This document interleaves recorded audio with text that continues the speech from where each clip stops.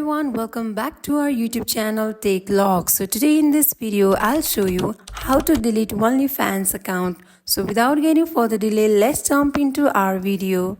First of all, open up OnlyFans app. Once you tap on it, it will open up this kind of interface. So here you can see profile icon. Click on it.